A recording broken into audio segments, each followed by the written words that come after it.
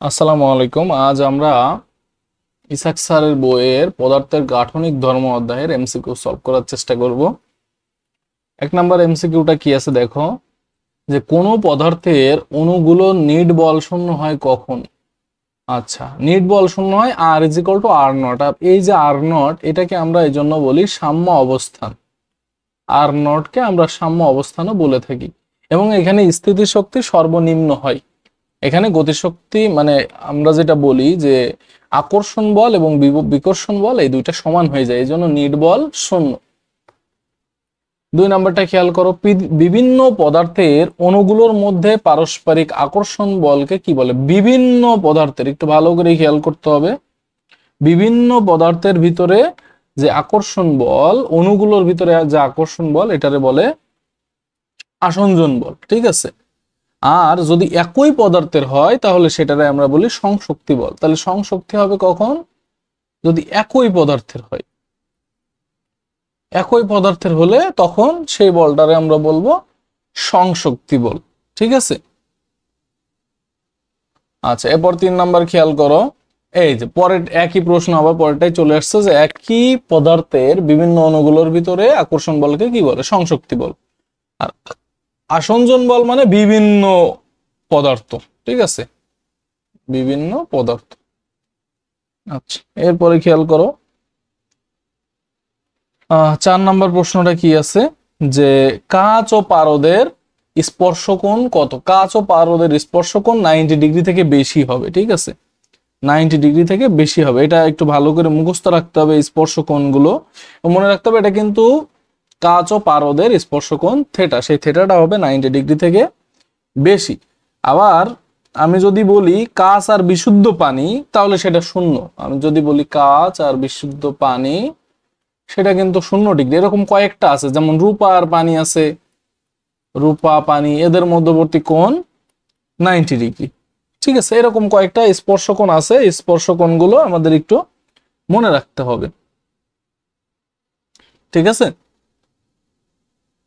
আচ্ছা, এরপরে দেখো 5 নম্বর কি বলতেছে, পীড়নের বা ইয়াং এর গুণাঙ্কের মাত্রা কত। এই যে দেখো এখানে বলতেছে পীড়নের বা ইয়াং এর গুণাঙ্কের, আমি বলি চাপ। এই তিনটার মাত্রা এবং একক সেম। পীড়ন বলো, ইয়াং এর গুণাঙ্ক বলো বা চাপ, তিনটার মাত্রা এবং একই সেমই, একদম সেম। ঠিক আছে, তাইলে আমরা পীড়নের কথা হিসাব করি। পীড়ন মানে এফ বাই এ, তাই না? এফ মানে আবার এম এ ডিভাইডেড বাই এ মানে আবার কি এ মানে হলো ধরো যে মিটার স্কোয়ার। আমি একবারে এককটা এতে এই রাখি, এটারে মিটার স্কোয়ার লিখি। দেখো আমরা এবার মাত্রাগুলো বসাই। দেখো তো, এম এর মাত্রা বড় হাতের ক্যাপিটাল এম, আর এ মানে ত্বরণ, ত্বরণের মাত্রা LT ইনভার্স 2 ডিভাইডেড বাই এ মানে বলো তো ক্ষেত্রফল। এ মানে ক্ষেত্রফল মানে দৈর্ঘ্য গুণ প্রস্থ, মানে এল গুণ এল, তার মানে এল স্কোয়ার।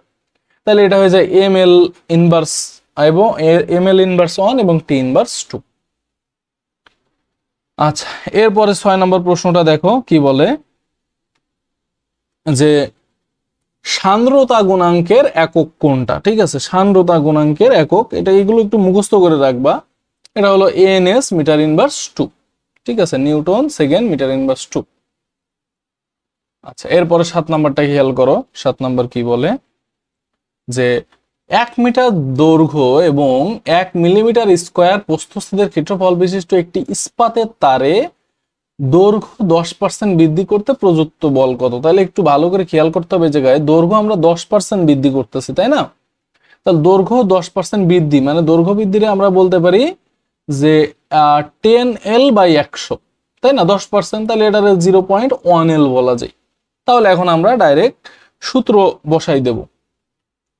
হ্যাঁ, এফ এর সূত্র। ঠিক আছে, সেটা হলো YAL বাই FL, তাই তো? আচ্ছা, তাহলে আমরা এখানে সূত্রটা বসাই দিই। ও সরি, শুধু এল।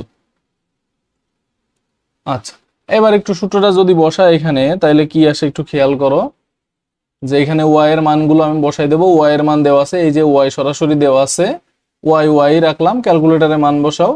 আর এর মান 1 মিলিমিটার স্কোয়ার আছে। 1 মিলিমিটারে আমার কিসে নিতে হবে? মিটারে নিতে হবে, সেটারে আবার স্কোয়ার করতে হবে। তাহলে এটা হয়ে যাবে 10 ইনভার্স 6 মিটার স্কোয়ার। ইন্টু 0.1 এল, আবার নিচেও একটা এল আছে, তাহলে এল এল কাটা। ঠিক আছে, আচ্ছা তাহলে এটা দেখো 2 ইন্টু 10^4 চলে আসে। 8 নাম্বারটা খেয়াল করো, স্থিতিস্থাপক সীমার মধ্যে পীড়ন বিকৃতির স্থিতিস্থাপক সীমার মধ্যে আকার পীড়ন ও আকার বিকৃতি, আকার পীড়ন ও আকার বিকৃতি, এটা হলো দৃঢ়তার গুণাঙ্ক। শুধু যদি বলে পীড়ন ও বিকৃতি তাহলে সেটা হবে ইয়াং এর গুণাঙ্ক। আচ্ছা, আয়তন গুণাঙ্কের বিপরীত রাশি সংনম্যতা। ঠিক আছে, আয়তন গুণাঙ্কের বিপরীত রাশি সংনম্যতা। আচ্ছা, এরপরে খেয়াল করো, আর আয়তন গুণাঙ্ক কি জিনিস সেটাও আমি বলতে পারি, সেটা হলো আয়তন পীড়ন বাই আয়তন বিকৃতি। এরপরে খেয়াল করো, পয়জনের অনুপাতের ক্ষেত্রে প্রথমেই পয়জনের সূত্র দেওয়া আছে, এটা ডেল আর ডেল ডি দিয়েও প্রকাশ করতে পারি। এই যে -L0, এই ডেল আর রে কিন্তু আবার ডেল ডি দিয়েও প্রকাশ করতে পারি, বাই নিচেই ডি ডেল এল, এভাবেও প্রকাশ করা যায়। ব্যাস দিয়েও প্রকাশ করা যায়, ব্যাসার্ধ দিয়েও প্রকাশ করা যায়, একই জিনিস। 2 নম্বর, এবং পয়জনের অনুপাতের মান -1 থেকে হাফের ভিতরে, এটাও ঠিক আছে। পয়জনের অনুপাতের কোনো মাত্রা ও একক নেই, অনুপাতের কখনো মাত্রা বা একক হয় না, তাহলে এটা হলো ঘ নাম্বার হবে। আচ্ছা, এরপরে 11 নাম্বার, সরাসরি সূত্র জিজ্ঞেস করছে, ই ও টি এর ভিতরে সম্পর্কটা কি। তাহলে ই আর টি এর আমরা যে সূত্র জানি তার ভিতর থেকে বলতে পারি ই সমান সমান টি। পৃষ্ঠটান আর পৃষ্ঠ শক্তি কি একই জিনিস।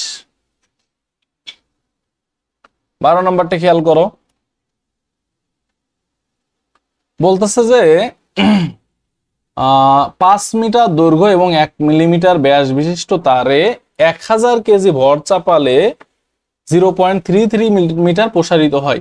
তারটি সঞ্চিত শক্তির পরিমাণ। সঞ্চিত শক্তির আমরা অনেকগুলো সূত্র জানি, তার ভিতরে একটা সূত্র আমরা জানি, W = হাফ এফ এল।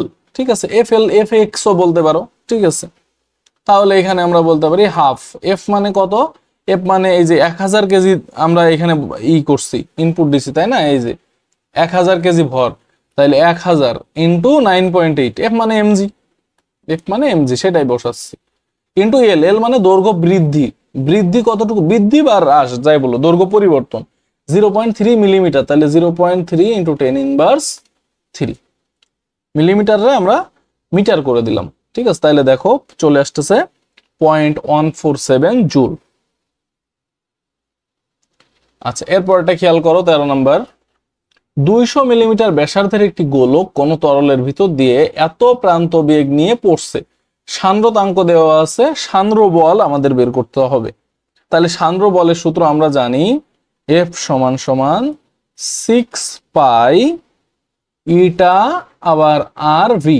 ঠিক আছে, তাহলে এখানে আমাদের সান্দ্রণাঙ্ক এইটা দেওয়া আছে, আর মানে ব্যাসার্ধ দেওয়া আছে, ভি মানে বেগ দেওয়া আছে, সবই দেওয়া আছে, বসাই দাও।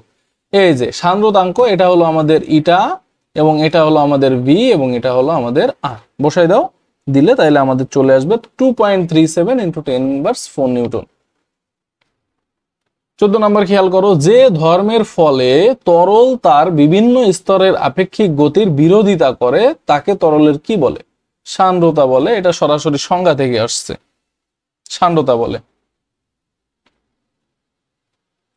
আচ্ছা, এরপরে 15 নাম্বারটা খেয়াল করো, 15 নাম্বার কি বলে, 1 সেন্টিমিটার স্কোয়ার প্রস্থচ্ছেদ বিশিষ্ট তামার তারকে টেনে দ্বিগুণ লম্বা করতে কত বলের প্রয়োজন হবে। ঠিক আছে, তাহলে আমাদের কত বল সেটা আমাদের বের করতে হবে, দ্বিগুণ করতেছে।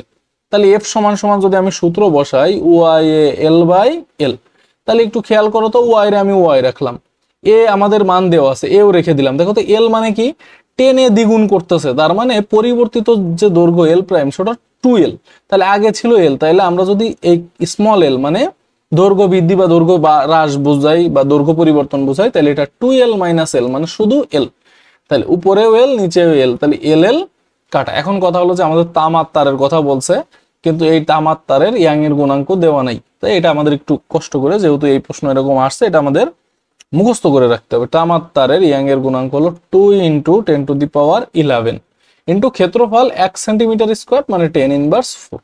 এই তামার তারের ইয়াং এর গুণাঙ্কটা মুখস্থ করে রাখবো, তাইলে দেখো ঘ নম্বরটা চলে আসতেছে। আচ্ছা, এরপরে দেখো 16 নাম্বার, একটা চিত্র দিয়ে একটা উদ্দীপক দেওয়া আছে, দেখো কি বলতেছে, পারদ দেওয়া আছে, কাজ দেওয়া আছে, এই চিত্র অনুসারে কোনটা সঠিক তাই বলতেছে, বলতেছে সংশক্তি বল আসঞ্জন বল থেকে বেশি, ঠিক আছে। আচ্ছা, এরপরে বলতেছে আসঞ্জন বল সংশক্তি বল থেকে বেশি, তাহলে এই দুইটার যে কোনো একটা হবে। এবং বলতেছে 60 ডিগ্রি হলো স্পর্শকোণ, 60 ডিগ্রি এখানে কিন্তু স্পর্শকোণ না, ঠিক আছে। কারণ দেখো এখানে পারদ আর কাচের স্পর্শকোণ কিন্তু এইটা, ঠিক আছে, এটা কিন্তু কাচ আর পারদের স্পর্শকোণ না। আচ্ছা, এখন কথা হলো যে তাহলে এর ভিতরে কোনটা বেশি হবে, সংশক্তি বল হবে বেশি নাকি আসঞ্জন বল বেশি হবে, ঠিক আছে। তো এটা আমরা জানি এটা দূরত্বের উপর ডিপেন্ড করে, ঠিক আছে। এবং চাপ যত বৃদ্ধি পাবে আন্তঃআণবিক বলও তত বৃদ্ধি পাবে এবং সংশক্তি বলও তত বেশি হবে। তার মানে এটা কি হবে, অবশ্যই সংশক্তি বল। আচ্ছা, এরপরটা খেয়াল করি 17 নাম্বার, পৃষ্ঠ শক্তির একক কোনটা। পৃষ্ঠ শক্তি আমরা জানি পৃষ্ঠ শক্তি আর পৃষ্ঠ টান এই দুটো কিন্তু সেম, ঠিক আছে। তারপরেও আমরা যদি বলি পৃষ্ঠ শক্তি, এটার আমরা সূত্র জানি E = W বাই এটা ডেল এ, ঠিক আছে, ক্ষেত্রফলের পার্থক্য। তাহলে W মানে জুল আর ক্ষেত্রফল এটা হলো মিটার স্কোয়ার, তাই না। আচ্ছা, তাহলে জুল মিটার ইনভার্স 2 এটা একটা হয়, জুল মিটার ইনভার্স 2 এটা একটা হয়। আচ্ছা, আবার আমরা যদি বলি জুল থেকে আমরা যদি আবার নিউটন মিটারে যেতে চাই, আচ্ছা আমি এই জুল রে আবার কিন্তু নিউটন মিটার লিখতে পারি ইনটু মিটার ইনভার্স 2, তাহলে এটা কিন্তু নিউটন মিটার ইনভার্স 1 চলে আসে। তাহলে এখানে কিন্তু দুইটা একক শিখলাম, একটা হলো জুল মিটার ইনভার্স 2, এটাও কিন্তু পৃষ্ঠ শক্তির বা পৃষ্ঠটানের একক। আবার এই জুলরা যদি নিউটন মিটারে কনভার্ট করি তাহলে ঘ নম্বর চলে আসে। এরপরে 18 নাম্বার কি বলতেছে দেখো, যে কঠিনের ঘনত্ব রো এস, তরলের ঘনত্ব রো এল এবং স্পর্শকোণ যদি থেটা হয় তাহলে কোনটা সঠিক হবে, ঠিক আছে। তাহলে আমরা এটা তো বলতে পারি কঠিনের ঘনত্ব সবসময় কি হবে, কঠিনের যে ঘনত্ব এটা সবসময় তরলের ঘনত্ব থেকে বেশি হবে, এটা তো ফিক্সড, তাই না। কারণ কঠিন মানে কি অনেক কাছাকাছি আছে, ঘনত্ব অনেক বেশি। তাহলে ঘনত্ব বেশি আছে কয়টাতে আমরা একটু দেখি, 3টাতে আছে, কতে, গতে এবং কি বলতেছে ঘতে। এবার আমাদের বলতেছে যে এই কঠিন আর তরল এদের স্পর্শকোণ বলতেছে থেটা, তাহলে এই থেটাটা কত হবে, থেটাটা অবশ্যই 90 ডিগ্রি থেকে কি হবে, ছোট হবে। থেটা অবশ্যই 90 ডিগ্রি থেকে ছোট হবে, এটা ভালো করে মনে রাখতে হবে। আচ্ছা,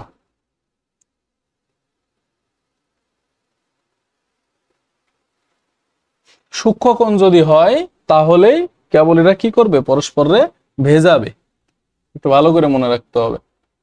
এরপরে খেয়াল করো 19 নাম্বার, এই অধ্যায়টা একটু থিওরিটিক্যাল, এই জন্য ভিতরে অনেক রাফলি পড়া লাগবে, ম্যাথের চাইতে থিওরি অনেক বেশি, ঠিক আছে।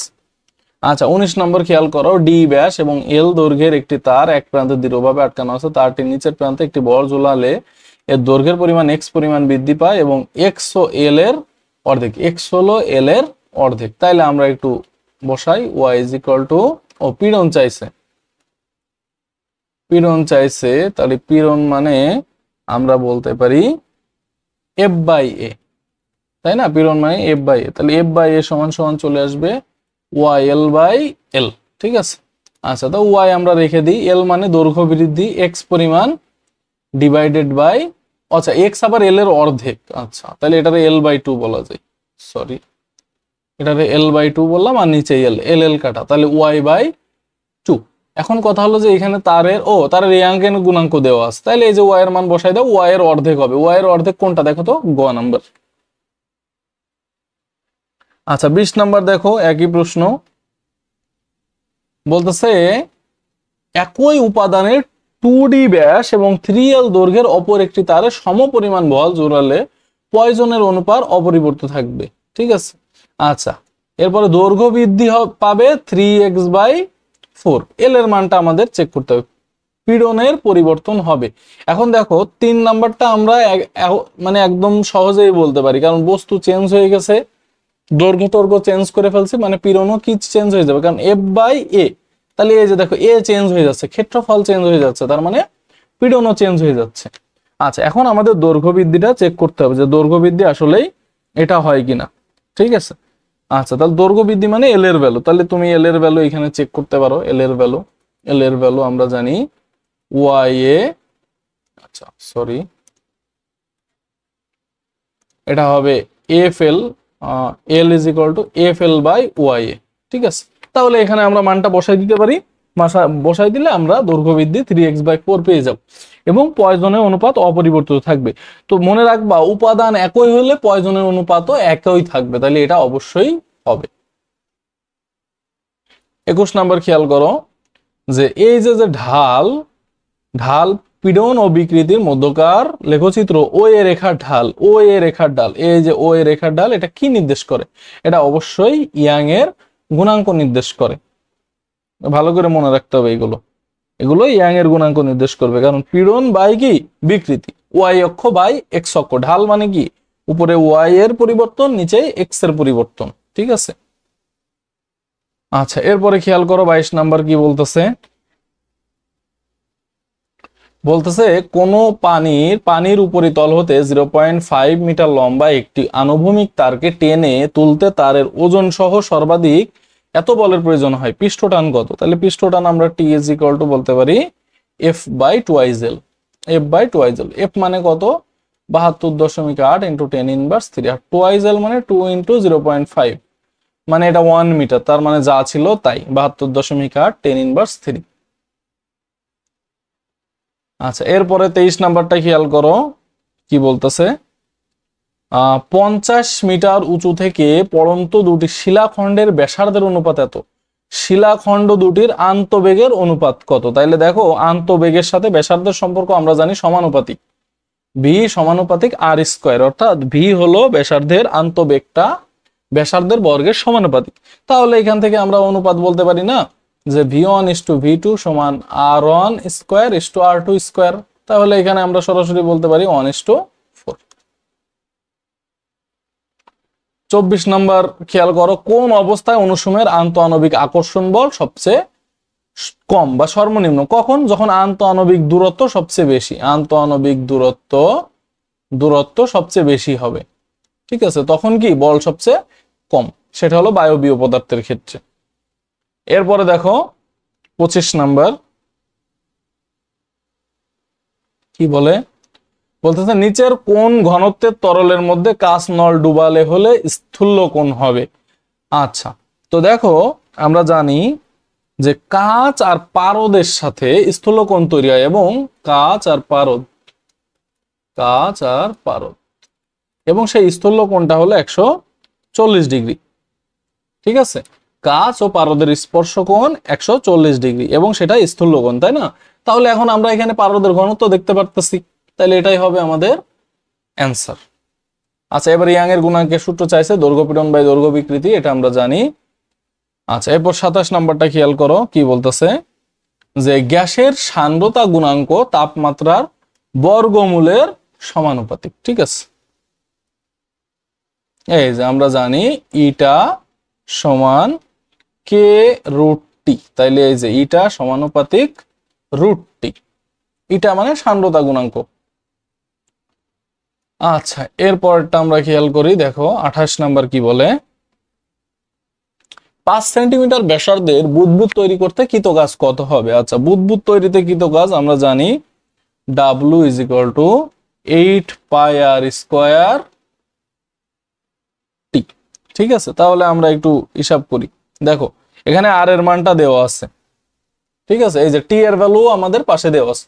আচ্ছা তাহলে তো সব বসাই দিতে পারি, 8 পাই আর স্কয়ার মানে 5 সেন্টিমিটার মানে 0.5 এর স্কয়ার ইন্টু টি মানে 3 ইন্টু 10⁻²। ঠিক আছে, এই যে তাহলে এটা 1.88 ইন্টু 10⁻3। 29 নাম্বার কি বলে পয়জনের অনুপাত দৈর্ঘ্য বিকৃতি ও পার্শ্ব বিকৃতির অনুপাত, এটা দৈর্ঘ্য বিকৃতি ও পীড়নের অনুপাত। আচ্ছা আচ্ছা সরি কি বলতেছি আমি, ইয়াং এর গুণাঙ্কের কথা বলে বলছি। পার্শ্ব বিকৃতি বা দৈর্ঘ্য বিকৃতির অনুপাত, পার্শ্ব বিকৃতিটা আগে হবে এবং দৈর্ঘ্য বিকৃতিটা পরে হবে, এর কোনো একক নেই, অবশ্যই এর মান -1 থেকে 0.5 পর্যন্ত, 2 ও 3 হবে, 1 নাম্বার হবে না। যদি পার্শ্ব বিকৃতি আগে থাকে তাহলে হবে।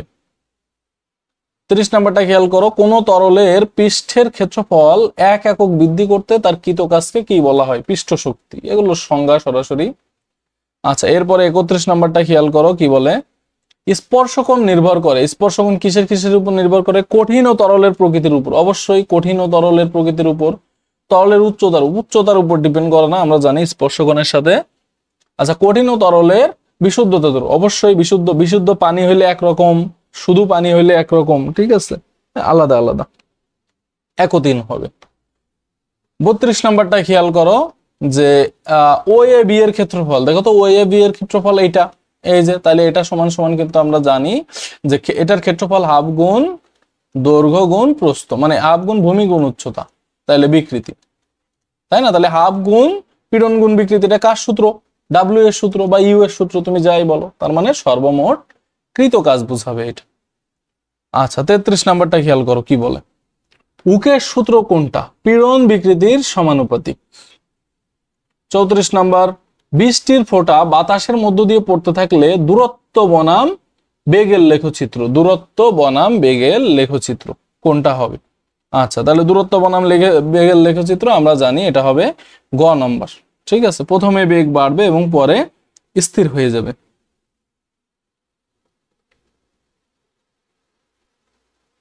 আচ্ছা, এরপরটা আমরা খেয়াল করি 35 নাম্বার, প্রান্তবেগ সান্দ্রতা গুণাঙ্কের সমানুপাতিক, এই ব্যস্তানুপাতিক, কারণ আমরা জানি ইটা ব্যস্তানুপাতিক ভি। ঠিক আছে, ইটা ব্যস্তানুপাতিক ভি। আচ্ছা, এরপরটা খেয়াল করো কোনটা স্টোকসের সূত্র? সরাসরি সূত্র আসছে, ইটা আর ভি। তারপরে বলতো 37 নাম্বার, কোনটির ক্ষেত্রে ভ্যান ডার ওয়ালস বল বিদ্যমান? ঠিক আছে, এই যে এগুলো আসে কেমিস্ট্রির প্রশ্ন, এগুলা এখানে আসে। তো ভ্যান ডার ওয়ালস বল বিদ্যমান আমরা জানি যে সিলিকন পরমাণুর বন্ধনের ক্ষেত্রে।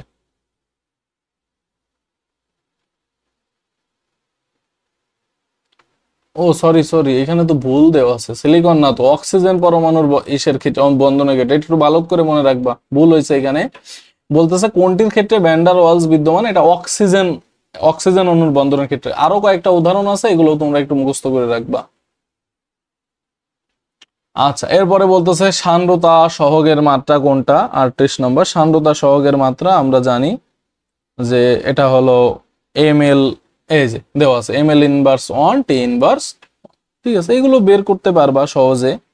ঠিক আছে, কারণ আমি যদি বলি যে এই সান্দ্রতা সহগ এই উপরে চলে আসে হচ্ছে বল গুণ দূরত্ব, আর নিচে চলে আসে ক্ষেত্রফল গুণ বেগ। ঠিক আছে, তাহলে এই যে এটা মাত্রা হিসাব করলে M L inverse 1 T inverse 1। আচ্ছা, 39 নাম্বার খেয়াল করো, 39 নাম্বার বলতেছে প্রভাব গোলকের ব্যাসার্ধ কত? ঠিক আছে, তাহলে প্রভাব গোলকের ব্যাসার্ধ 10 ইনভার্স 10 মিটার। আচ্ছা, এরপরে বলতেছে যে সব তরল কাচকে ভেজায় না তাদের স্পর্শকোণ 90 ডিগ্রির চেয়ে বেশি, অর্থাৎ স্থূলকোণ হবে, স্থূলকোণ হবে। এটা একটু ভালো করে মনে রাখবা, যে সব তরল, যেমন পারদ আর কাচ, পারদ কিন্তু কাচকে ভেজায় না। ঠিক আছে, তাহলে এটা 90 ডিগ্রির চেয়ে বেশি হবে। তাহলে ভেজায় যেগুলো সেগুলো 90 ডিগ্রির চেয়ে অবশ্যই কম হবে। আচ্ছা, এরপরে 41 নাম্বারটা খেয়াল করো। 41 নাম্বার বলতেছে পানির পৃষ্ঠটান হ্রাস পায়। কখন হ্রাস পায়? তাপমাত্রা হ্রাস পেলে, তাপমাত্রা বৃদ্ধি পেলে, সাবানে ফেনা মেশালে তো অবশ্যই হবে, ভেজাল মেশালে পৃষ্ঠটান কি হয়ে যাবে? কমে যাবে। আর তাপমাত্রা বৃদ্ধি পেলে নাকি হ্রাস পেলে? অবশ্যই তাপমাত্রা কি হলো? তাপমাত্রা বৃদ্ধি পেলে, পৃষ্ঠটান তাপমাত্রা বৃদ্ধি পেলে কি হবে? কারণ আমরা এখানে পৃষ্ঠটানের কিন্তু একটা তাপমাত্রার সাথে সম্পর্ক জানি, সেটা হলো T is equal to T naught 1 minus alpha T. ঠিক আছে, এই যে এটা তাপমাত্রা বৃদ্ধি পাওয়ার সাথে সাথে পৃষ্ঠটান কিন্তু কি হয়ে যাচ্ছে? বেড়ে যাচ্ছে। আচ্ছা, এরপরে দেখো কি বলতেছে 42 নাম্বার, যখন পানিতে কিছু ডিটারজেন্ট মিশানো হয় তখন এর পৃষ্ঠটান ভেজাল মিশাইলে কি হবে? হ্রাস পাবে। পৃষ্ঠটান ভেজাল মিশাইলে হ্রাস পাবে। আচ্ছা, এরপরটা খেয়াল করো 43 নাম্বার কি বলে, একটি কৌশিক নলকে গ্লিসারিনে ডুবালে একটি কৌশিক নলকে গ্লিসারিনে ডুবালে কি হবে? তাইলে আমরা প্রথমে দেখি কাঁচ ও গ্লিসারিন স্পর্শ কোণ সূক্ষ্ম কোণ হয়, অবশ্যই সূক্ষ্ম কোণ হয়, এটা আমরা জানি। আচ্ছা, তারপরে যদি দেখি যে তরল পৃষ্ঠ অবতল আকার ধারণ করবে, অবশ্যই অবতল আকার ধারণ করবে। কাঁচ ও গ্লিসারিন স্পর্শ স্থূলকোণ, যেহেতু প্রথমটা সূক্ষ্মকোণ হবে, স্থূলকোণ হওয়ার তো কোনো প্রশ্নই উঠতেছে না, তাহলে এটা হবে 1 ও 2, এই যে 1 ও 2। আচ্ছা, এরপরটা দেখো 44 নাম্বার কি বলে যে পৃষ্ঠটানের একক কি? পৃষ্ঠটান আমরা জানি F সমান T is equal to F by twice L, তার মানে দেখো টুয়াইজ L, তাহলে উপরে নিউটন নিচে মিটার, তাই নিউটন পার মিটার। আচ্ছা, কি বলতেছে 45 নাম্বার যে স্পর্শ কোণ 120 ডিগ্রি হলে কৌশিক নলে তরল কি হবে? উপরে উঠবে, নিচে নামবে, অপরিবর্তিত থাকবে। অপরিবর্তিত থাকবে তো কখনো হবে না, তাহলে হয় উপরে উঠবে নাইলে নিচে নামবে, তাহলে এটার ক্ষেত্রে অবশ্যই নিচে নামবে, উপরে উঠবে না স্পর্শ কোণ যদি 120 ডিগ্রি হয়, কারণ এটা স্থূলকোণ। স্থূলকোণের ক্ষেত্রে অবশ্যই তরল নিচে নামবে বা অবরোহণ ঘটে, এটারে আমরা বলতে পারি। অনেক সময় এটা অপশনে এরকমও থাকে, অবরোহণ ঘটে। আচ্ছা, এরপরে দেখো 46 নাম্বারটা কি বলে যে 1 মিটার দীর্ঘ এবং 1 মিলিমিটার ব্যাসের একটি তারের দৈর্ঘ্য বৃদ্ধি করা হলে তারটির ব্যাস হ্রাস পাবে। কতটুকু হ্রাস পাবে সেই ব্যাসের হ্রাসটা আমাদের বের করতে হবে। তাহলে ব্যাসের হ্রাসটা আমরা যদি ডি বলি, স্মল ডি, তাহলে এটা হবে sigma L D divided by L. মান বসাই দাও, সিগমার মান দেওয়া আছে 0.25, এল দৈর্ঘ্য বৃদ্ধি 0.05, তাহলে এটারে আবার মিটারে নেওয়া লাগবে, সেন্টিমিটারে আছে 10^2। আর ডি, সরি এটা ক্যাপিটাল ডি হবে, দুঃখিত। ব্যাস আগে ছিল কত? 1 মিলিমিটার, তার মানে 10^3 ডিভাইডেড বাই এল, এল মানে 1 মিটার। আচ্ছা, তাহলে এটা ক্যালকুলেট করো, এটা চলে আসে 1.25 ইন্টু 10^7 মিটার। তাহলে এটা আসে না, এটা ঘ নম্বর আসে 1.25 ইন্টু 10^7 মিটার। ঠিক আছে, মিটারে হিসাব করবা, এটা আসবে। আচ্ছা, 47 নাম্বার খেয়াল করো, কোন তারের অসহপীড়ন নির্ভর করে প্রস্থচ্ছেদের আকৃতির উপর, কারণ প্রস্থচ্ছেদের ক্ষেত্রফলের উপর ডিপেন্ড করে। মানে পীড়ন মানে কি? বল ডিভাইডেড বাই ক্ষেত্রফল, সেটা অসহপীড়ন হোক বা এমনি পীড়ন হোক, ঠিক আছে। তার মানে ক্ষেত্রফল আর বলের উপর ডিপেন্ড করবে, তো যেহেতু এখানে প্রস্থচ্ছেদের ক্ষেত্রফল আছে, এটা অপশন। 48 নাম্বারটা খেয়াল করো যে ছোট ছোট কিছু তরল বিন্দু গোলাকার ধারণ করার কারণ হলো পৃষ্ঠটান বা পৃষ্ঠ শক্তি। আচ্ছা, এটা অলরেডি আমরা দেখছি, সান্দ্র বল ও ব্যাসার্ধের সম্পর্ক বর্গের সমানুপাতিক। আচ্ছা, 50 নম্বর দেখো, দৈর্ঘ্য বিকৃতি 0.2, পার্শ্ব বিকৃতি 0.002 হলে পয়জনের অনুপাত কত? তাহলে আমরা জানি যে পয়জনের উপরে পার্শ্ব বিকৃতি এবং নিচে দৈর্ঘ্য বিকৃতি, তাই এটা চলে আসবে 0.1। আচ্ছা, এরপর 51 নম্বর খেয়াল করো, স্থিতিস্থাপক সীমার মধ্যে সবসময় ধ্রুবক থাকে কোনটা? পীড়ন বাই বিকৃতি মানে ইয়াং এর গুণাঙ্ক, পার্শ্ব বিকৃতি বাই দৈর্ঘ্য বিকৃতি তার মানে সিগমা, বল বাই ক্ষেত্রফল মানে হলো কি? চাপ বা পীড়ন। পীড়ন তো আর ফিক্স থাকবে না, কারণ বল চেঞ্জ হইতে পারে, ক্ষেত্রফল তো চেঞ্জ হবে না, কিন্তু বল চেঞ্জ হইতে পারে। কিন্তু এইগুলো কিন্তু চেঞ্জ হইলেও কি থাকবে? সেমই থাকবে, একই উপাদানের ক্ষেত্রে, মনে রাখবা। তাহলে 1 ও 2। এরপরে দেখো 52 নাম্বার কি বলতেছে। 52 নাম্বার আমাদের সান্দ্রতাঙ্ক বের করতে বলছে। একটা উদ্দীপক দেওয়া আছে, সান্দ্রতাঙ্ক বের করতে বলছে, অনেক বড় উদ্দীপক, ঠিক আছে।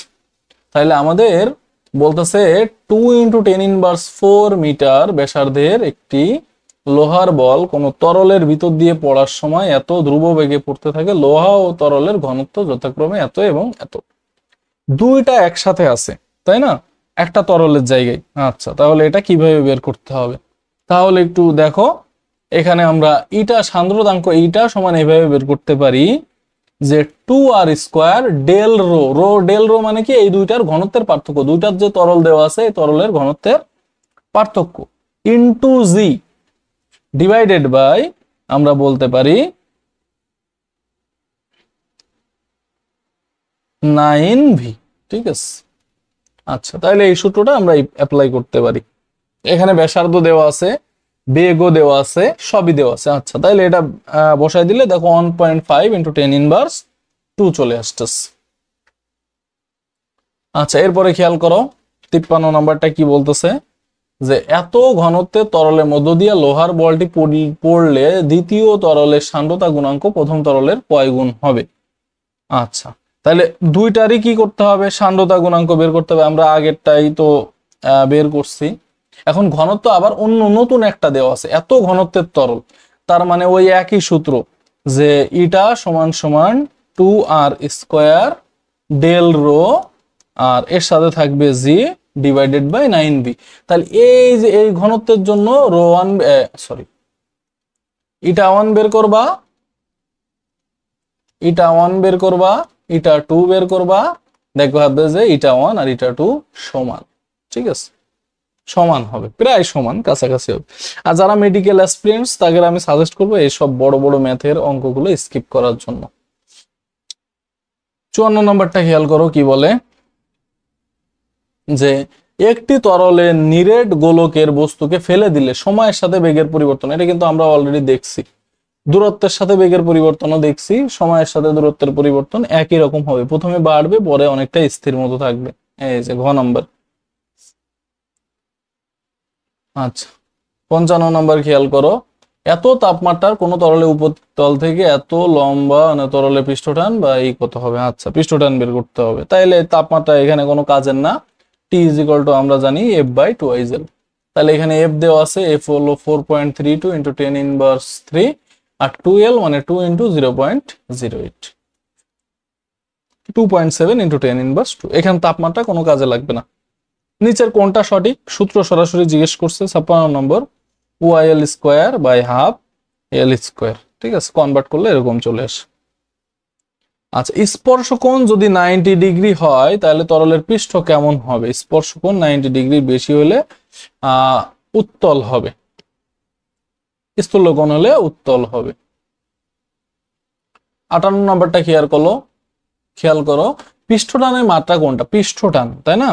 আচ্ছা, তা পৃষ্ঠটানের মাত্রা কি হবে? দেখো, এটা অলরেডি আমরা দেখছি যে পৃষ্ঠটানের একক দেখছিলাম, তাহলে পৃষ্ঠটান আমরা বলতে পারি T = F/2IL, তাই না?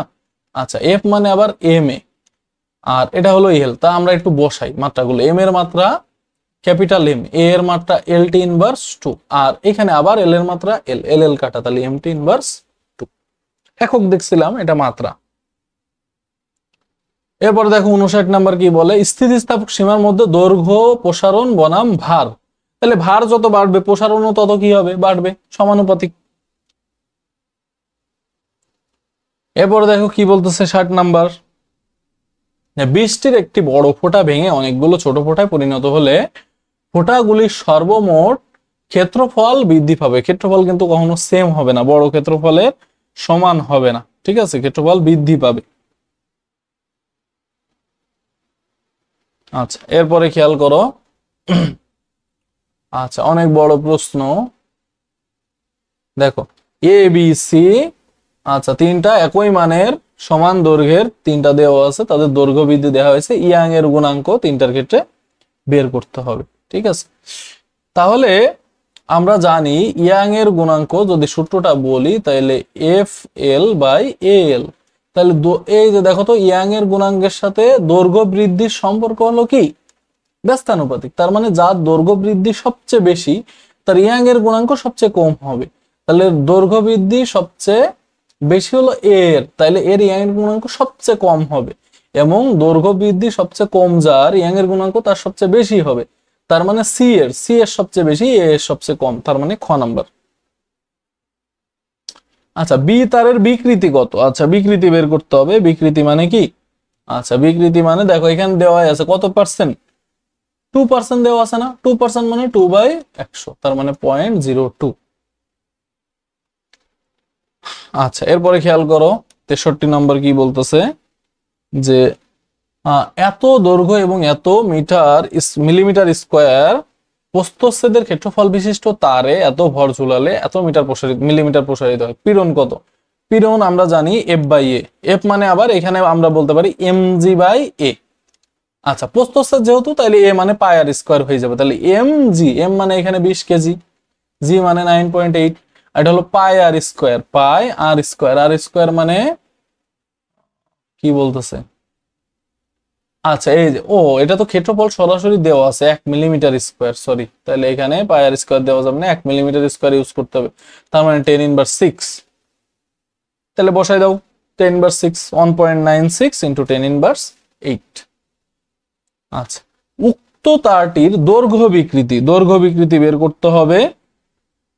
দৈর্ঘ্য দৈর্ঘ্য বিকৃতি মানে হলো L/L, তাহলে L কত হয়েছে আমরা একটু দেখি। দৈর্ঘ্য বিকৃতি দেখো 1 মিলিমিটার প্রসারিত হয়েছে, 1 মিলিমিটার, 1 মিলিমিটার, তার মানে 10^3 divided by L, capital M ছিল 2 মিটার দীর্ঘ, তাহলে 2 ছিল, তাহলে 0.5 ইন্টু 10^2, তাহলে দৈর্ঘ্য বিকৃতি ঠিক আছে।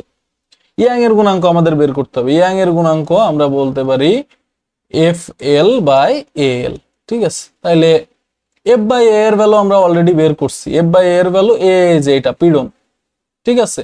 আবার L/L এর ভ্যালু আমরা বের করছি, ঠিক আছে, এই যে দৈর্ঘ্য বিকৃতিও বের করছি, তাইলে এখানে বসাই দিলে হয়ে যাবে, ঠিক আছে। আচ্ছা, তাও আমি একটু বলে দিই, উপরে হবে 1.96 ইন্টু 10⁸, আর নিচেই L/L, দেখো এই এলটারে আমরা এই স্মল এল এর নিচে নিয়ে যাচ্ছি L/L, তাহলে এটা হয়ে যাচ্ছে দৈর্ঘ্য বিকৃতি কত পাইছি 0.5 ইন্টু 10^2, তাইলে এটা ইয়াং এর গুণাঙ্ক, দেখো এটা চলে আসতেছে, ঠিক আছে। আচ্ছা, কৃত কাজের পরিমাণ, কৃত কাজ কি, কৃত কাজ আমরা এই সূত্র দিয়েই অ্যাপ্লাই করতে পারি আবার, W = ½ YA/L²/L, ঠিক আছে, এটা দিলে এটাও চলে আসবে, সবগুলোই সঠিক। 65 নম্বরটা খেয়াল করো, একটি ইয়াং এর গুণাঙ্ক এবং দৃঢ়তার গুণাঙ্কের 2.6 গুণ ওই পদার্থের পয়জনের অনুপাত কত। আচ্ছা, এখানে তিনটা সম্পর্ক একসাথে নিতে হবে, ঠিক আছে। আচ্ছা, তাহলে আমরা একটু একসাথে সম্পর্কটা নেওয়ার চেষ্টা করি। আচ্ছা, তাহলে দেখো আমরা জানি ইয়াং এর গুণাঙ্ক সমান 2n × 1 + সিগমা, ঠিক আছে। তাহলে আমাদের এখানে সিগমার ভ্যালুই লাগবে। ইয়াং এর গুণাঙ্ক কি বলতেছে, একটি পদার্থের ইয়াং এর গুণাঙ্ক এর দৃঢ়তার গুণাঙ্কের 2.6 গুণ, অর্থাৎ ইয়াং এর গুণাঙ্ক দৃঢ়তার গুণাঙ্কের 2.6 গুণ হবে, তাই না। আচ্ছা, তাইলে এটা হবে ইয়াং এর গুণাঙ্ক 2.6, দৃঢ়তার গুণাঙ্ক আমি এটা 1 ধরলাম, ঠিক আছে। তাহলে y চলে আসে 2.6, আর এই 2টারে ভাগে নিয়ে চলে আসলাম, তাহলে এটা চলে 1 + সিগমা, তাহলে সিগমা সমান চলে আসে 0.3। আচ্ছা, এবার 66 নাম্বার খেয়াল করো, K1 ও K2 স্প্রিং বল ধ্রুবক বিশিষ্ট দুটি স্প্রিংকে শ্রেণীতে যুক্ত করে, শ্রেণীতে যুক্ত করা হলে KS সমান হয় 1/K1 + 1/K2, পুরোটা হোল ইনভার্স 1, তাহলে এটা চলে আসে K1 K2 K1 + K2। আচ্ছা, 67 নম্বরটা খেয়াল করো, 67 নম্বর কি বলে, যে একটি তারের প্রস্থচ্ছেদের ক্ষেত্রফল দেওয়া আছে, অসহ ভার দেওয়া আছে, অসহ পীড়ন কত।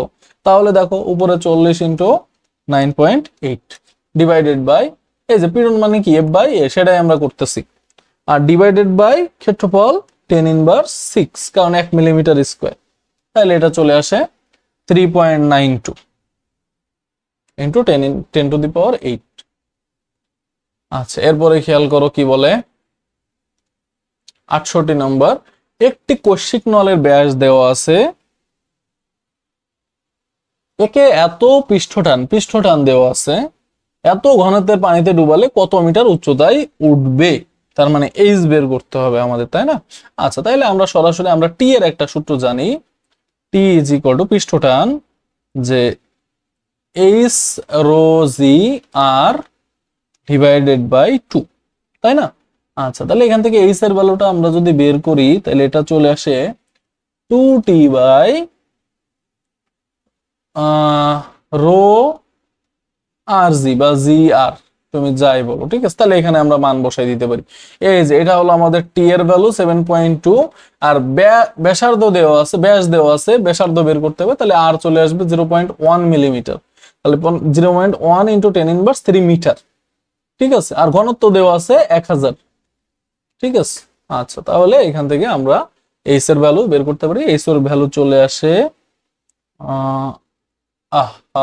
এইচ এর ভ্যালু তো এখানে নাই, এইচ এর ভ্যালু আমার ক্যালকুলেশনে আসতেছে 1.47, তোমরা একটু ক্যালকুলেট করে দেখো কত আসে। এখানে আমার মনে হয় প্রশ্ন ভুল আছে, অপশন। আচ্ছা, এরপরে দেখো রেনল্ড সংখ্যা, সরাসরি সূত্র জিজ্ঞেস করছে, এটা হবে রেনল্ড সংখ্যার মাত্রা কত। আচ্ছা, রেনল্ড সংখ্যার মাত্রা কত, দেখো তো মাত্রা কি থাকবে, মাত্রা আসলে কিছুই থাকবে না, ঠিক আছে। তো মাত্রা নেই, মাত্রা নেই মানে কোনটা, রেনল্ড সংখ্যার কোনো মাত্রা নেই, মাত্রা নেই মানে দেখো এটার মাত্রা আছে, এইটা নাই, দেখো সবকিছুর পাওয়ার 0 মানে এটা আলটিমেটলি কত হয়ে যায় 1, এর কোনো মাত্রা নাই, রেনল্ড সংখ্যার কোনো মাত্রা নাই, মনে রাখবে মাত্রা নাই মানে সবার পাওয়ার 0। আচ্ছা, এসআই এককে পীড়নের মাত্রা নিউটন মিটার স্কয়ার, কারণ F/A। আচ্ছা, এরপরে বসতে স্থিতিস্থাপক গুণাঙ্ক সংক্রান্ত কোন তথ্য সঠিক নয়, এটা ঠিক আছে, এফ এর জায়গায় আমি mg বসাই দিলে এটাও ঠিক আছে, এটাও ঠিক আছে, আমরা মাত্রা প্রথমেই বের করছি, এটা ঠিক নেই।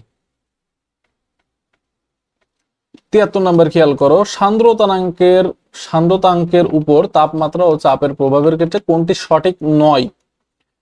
তরল পদার্থের সান্দ্রতা তাপমাত্রা বৃদ্ধির সাথে দ্রুত হ্রাস পায়, অলরেডি জানি এটা। গ্যাসের সান্দ্রতা গ্যাসের অণুর গড় বেগের সমানুপাতিক, অবশ্যই সমানুপাতিক, গড় বেগ বা বেগ তুমি যাই বলো এটা সমানুপাতিক হবে।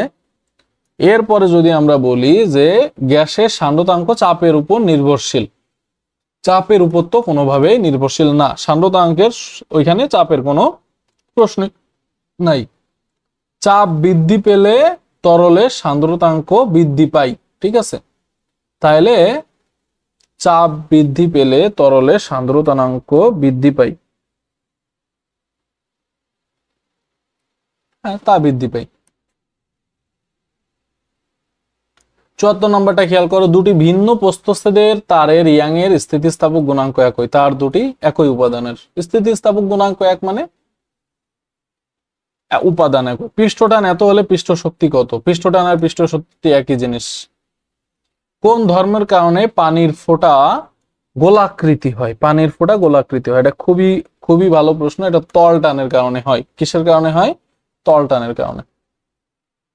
আচ্ছা, এরপরে 77 নম্বর খেয়াল করো, বলতেছে যে এফ বলতেছে সান্দ্রতা গুণাঙ্ক বিশিষ্ট আর ব্যাসার্ধের একটি গোলাকার বল ভি প্রান্তিক বেগে পড়লে এফ এর সাথে সম্পর্কটা কি হবে। আমরা যদি এফ এর সরাসরি সূত্রে চলে যাই, এফ সমান সমান আমরা জানি 6 π r v, তার মানে সবার সাথে সমানুপাতিক, এফটা সবার সাথে কি সমানুপাতিক।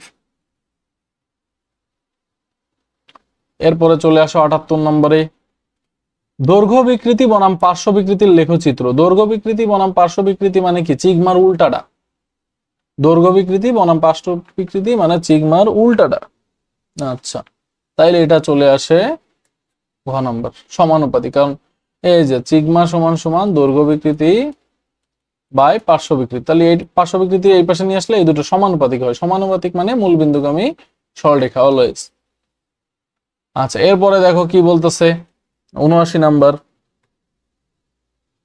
যে কোনো তারকে কেটে সমান দুই টুকরো করা হলে তারের অসহ ভার, ভার তো যা ছিল তাই হবে, ভার অসহ ভার মানে আগে যে পরিমাণ ভার নিতে পারতো এখনো তাই হবে, এটা তো কেটে দুই টুকরা করলে তার উপর নির্ভরশীল না এটা।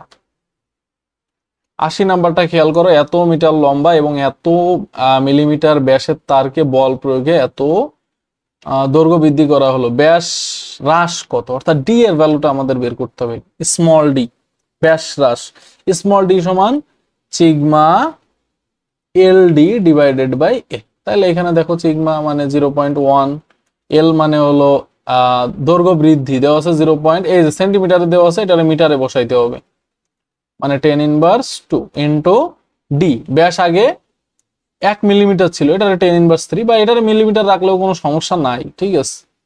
আচ্ছা, এরপরে দৈর্ঘ্য ছিল 1 মিটার, তাহলে এটা যেটা পাবা তোমার মিটারে পাবা অ্যান্সারটা, কিন্তু এটা মিলিমিটারে নিলে গ নাম্বার। 81 নাম্বার, স্থিতিস্থাপকতা সম্পর্কে বলা হয় তাপমাত্রার সাথে পরিবর্তন হয়, অবশ্যই তাপমাত্রার সাথে পরিবর্তন হতে পারে। ভেজালের উপস্থিতিতে পরিবর্তন হয়, অবশ্যই। আকৃতির উপর ডিপেন্ড করে, আকৃতির উপরে না, আসলে উপাদানের উপর ডিপেন্ড করে, আকৃতির উপরে না। আচ্ছা, এরপরে দেখি 82 নাম্বার, যে কি বলতেছে, স্পর্শকোণ থিটা হলে কাঁচ ও পানির ক্ষেত্রে 90 ডিগ্রি থেকে ছোট। অবশ্যই পারদ ও কাঁচের ক্ষেত্রে 90 ডিগ্রির চেয়ে বেশি, এটাও ঠিক আছে। কাঁচ ও কেরোসিনের ক্ষেত্রে 90 ডিগ্রির ভিতরে, এটাও ঠিক আছে। ঠিক আছে, আচ্ছা কেরোসিনের স্পর্শকোণ এটা আমি বলে দিই, এটা 33 ডিগ্রি, এটা মনে রাখবা। আচ্ছা, আর বাকিগুলো তো আমরা মোটামুটি জানি। ঠিক আছে, পানি আর কাঁচ আছে, পানি আর কাঁচ এটাও জানি, এটা হলো আমাদের 8 ডিগ্রি। ঠিক আছে, পানি আর কাঁচও 8 ডিগ্রি, আর পারদ আর কাঁচ এটা 140 ডিগ্রি, 140 ডিগ্রি। আচ্ছা, এরপরে দেখো যে কি বলতেছে, যে সংকট কোণ বিসি রে দেখাইছে ক্রিটিক্যাল ভেলোসিটি, যেটা ইটা তরলের সান্দ্রতাঙ্ক এবং রো তরলের ঘনত্ব এবং আর হলো নলের ব্যাসার্ধ। তাহলে লেখচিত্র কোনটা সঠিক হবে? ঠিক আছে, তাহলে আমরা বিসি এর যে সূত্র জানি ক্রিটিক্যাল ভেলোসিটি, সেটা হলো যে আমরা যদি এরকম বলি একবারে এম ইন্টু 1/r বলতে পারি, অনেকটা এম ইন্টু 1/r যদি কনভার্ট করে বলি। ঠিক আছে, এম ইন্টু 1/r এরকম আকারে নিতে পারি। তাহলে বিসি হলো 1/r এর সমানুপাতিক। 1/r বিসি আর এর কিন্তু ব্যস্তানুপাতিক, আর এর ব্যস্তানুপাতিক, কিন্তু 1/r এর সমানুপাতিক, তার মানে মূলবিন্দুগামী সরলরেখা। বলতেছে কোন রাশিটি মাত্রাবিহীন বিকৃতি, কারণ একই রাশির অনুপাত। ঠিক আছে, এরপরে খেয়াল করো, এটা অলরেডি করা হয়েছে, এটার করলাম না। ইয়াং এর গুণাঙ্ক F L by A L square.